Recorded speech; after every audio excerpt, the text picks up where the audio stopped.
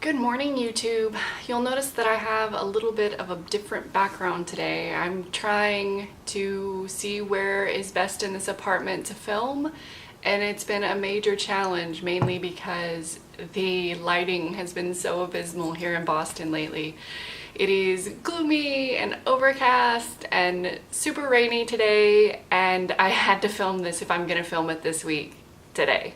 So we're working with what we got. Let me see, let me know if you do like, a little more neutral background and you can see Tonks come and go this way. I wanted to do a quick wrap up of Perfume, the story of a murderer. This was a book recommendation from Winks and one of the books that I read as part of the Booktubeathon challenge. I really enjoyed this. I've heard from several others that this is a book that's extremely hard to describe, and I completely agree with that. I loved the idea of the filtration of our world through our senses in ways that we were never really aware of. And, a prime example of this is the sense of smell and how you don't even realize how big of a role that one particular sense plays in your interaction with your daily life and how it impacts other senses that we have, like taste, until you're sick. So when you eat something when you're sick and it doesn't taste right, it's not that you can't taste normally, it's that retronasal component of the food is not there. So when you have a very stuffy nose, you lose that component and things don't taste as rich or as as full like they normally do, because you're missing this one sense that you may not even have attributed to the food prior to then. For those of you who don't know, this book is really hard to classify. It is some call it a murder mystery, but it's not really a mystery because you know who is committing murders the whole time. It's more a series of exploration events and sort of what makes us human and makes us interact and accept one another. It is a very unique novel, something that I have never read before, and I really enjoyed. I do have a few quotes that I want to share from this to give you a better feel of how the novel is written. I think it's very beautifully written. I also really enjoyed sort of the tone of the book. And the main premise, for those who aren't aware and didn't see I'll try to link my other videos where I've talked about this particular book, is set in France, and we follow a young boy who grows up, he's born unwanted and taken away from his mother immediately, and immediately people do not care for him. They think he's different, there's something wrong with him, and they can't place their finger on what it is or why. They feel uneasy around him. He doesn't have a scent of his own, and one of the things we use as humans to identify others like us and, recognize presence around us as being one of us is our sense of smell, and he lacks that. So the midwife or, nursemaid that is taking care of him can't stand to nurse him because he doesn't smell like a baby smells.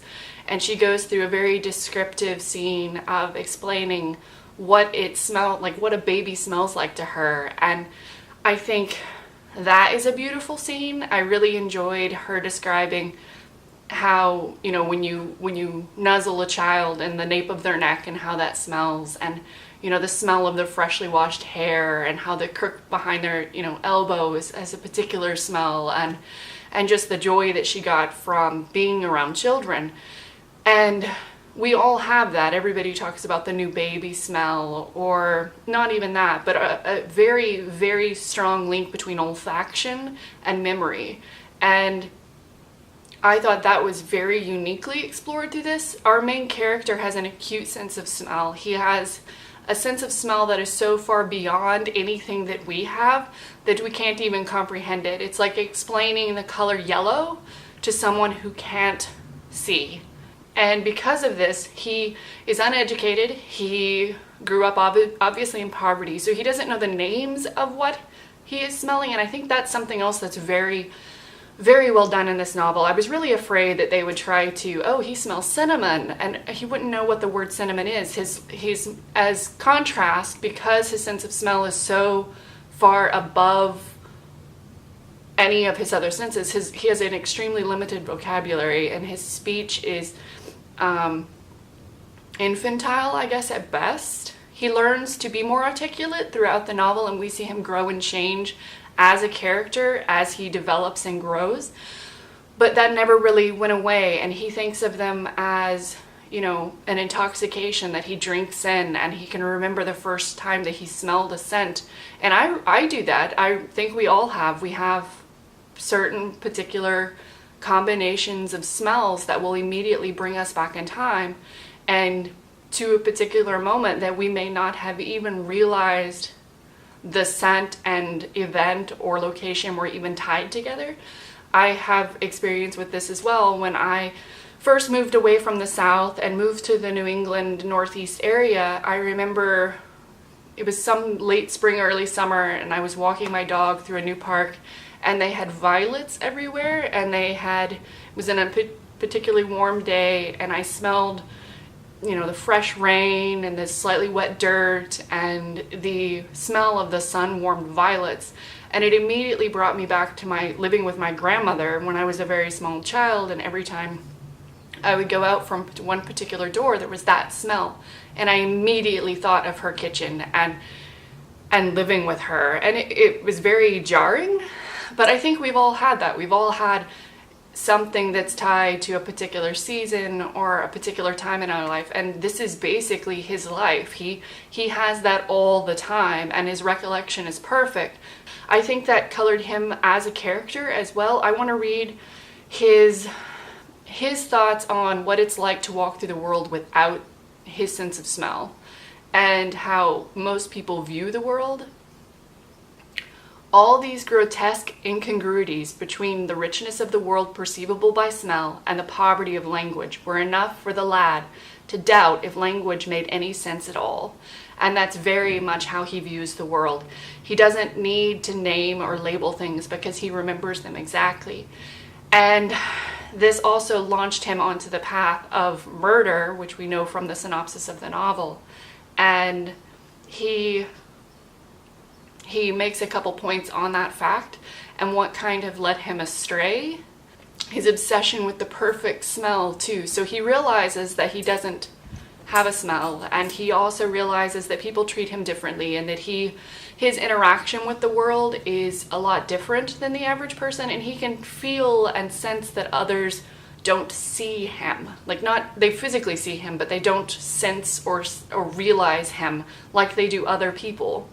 And he is walking through London or through France, and he catches a smell, and it's absolutely enrapturing. He doesn't even know what to do with himself, and he must find it. And he realizes it's coming from a young girl, and he realizes that this sense is the unknown factor that people will attribute to her. And there's a beautiful scene regarding his interaction and envy of this girl and the life that she's going to lead. And oh, it's beautifully written.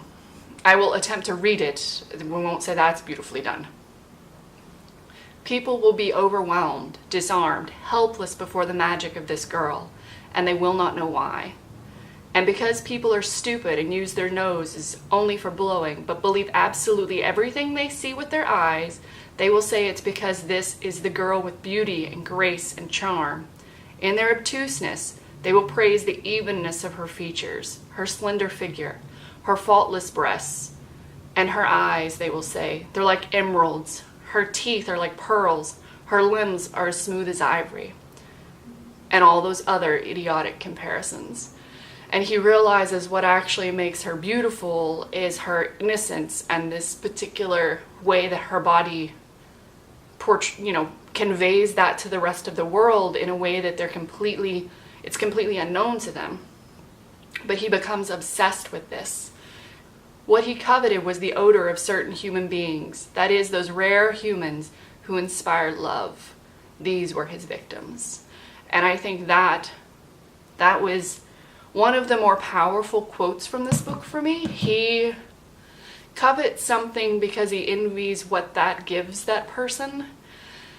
And with all of us, there is the aspiration for greatness or you know, coveting something that we don't currently have, and then what happens when we go to great lengths to obtain that thing. This book sums up what being a complex human really is about, but you feel sort of sorry for him. And I think to draw that emotion out when the entire story is how he covets and murders is a compliment to the writer. If you like sort of Victorian or historical pieces with unusual themes, I think you would enjoy this novel. I do not think this is for everyone. I also think that it is a little graphic in places, but I would give it a chance. It's not a mystery, it's not really a thriller, it's just sort of a psychological drama for me, and I would definitely recommend it. I am recommending it, so I guess that's obvious. I hope you pick this up, and if you do, let me know what you think. What you also tell me what you think about the idea of senses and our perception of reality, because I thought that was something that was touched on that is a little unusual, and I think was really well done in this book. Anyway, I will see you soon. I hope you liked this with the abysmal sort of lighting that I have to work with lately. And I hope you're having a great day and a wonderful week. I will see you soon. Bye.